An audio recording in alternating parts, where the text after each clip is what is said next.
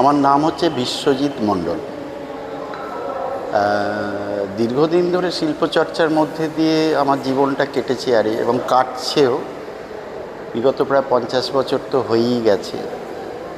তো এরকম বিভিন্ন, মূলত আমি কিন্তু পেইন্টার, ছবি আঁকি, তার সঙ্গে কিছু কিছু স্কাল্পচার বা অন্য মিডিয়ামে কাজকর্ম করি।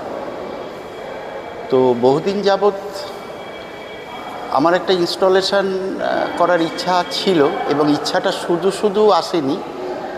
আসলে আমি খুব যন্ত্রণা পাচ্ছি দীর্ঘদিন ধরে। কেমন যন্ত্রণা যদি বলতে হয়, তাহলে এই আমার সভ্যতা, আমার পৃথিবী, আমি কিভাবে বেঁচে আছি এই পৃথিবীর মধ্যে, তারই একটা বহিঃপ্রকাশ এইটা।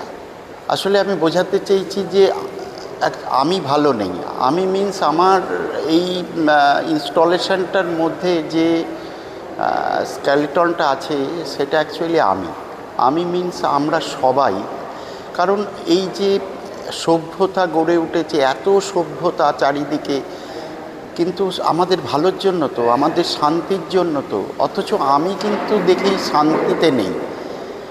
তাহলে কেন এত হাজার হাজার লোক মারা যাচ্ছে, যুদ্ধ হচ্ছে এর ওর সঙ্গে? এটা কি? তাহলে এই সভ্যতার মানে কি আছে? আলটিমেট রেজাল্ট তো এইটা। তাহলে অ্যাকচুয়ালি আমার এইটা অনেক দিন ধরে এই আমার ভেতরে না, এটা একটা নাড়া দিয়ে চলেছে। তো এই নাড়া দিতে দিতে দিতে দিতে এটা বহিঃপ্রকাশ আমি দেখলাম না। এটা আমি যদি পেইন্টিং করি, আমি আমার বহিঃপ্রকাশটা আমি ঠিক করতে পারছি না। স্কাল্পচার দেখলাম যে না, তাহলে আমি ইনস্টলেশনে চলে আসি। তা আমি এই ইনস্টলেশনটা ঠিক ওইভাবে করেছি।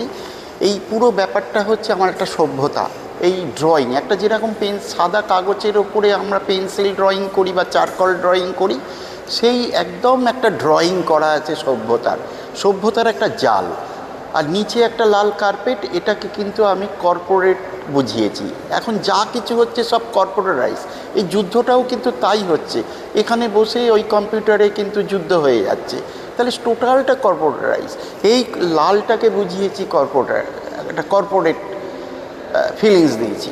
আর আমার এই জালের মধ্যে আবদ্ধ কিন্তু আমরা, কিন্তু কীভাবে না ওই স্কেলিটন হয়ে পড়ে আছি।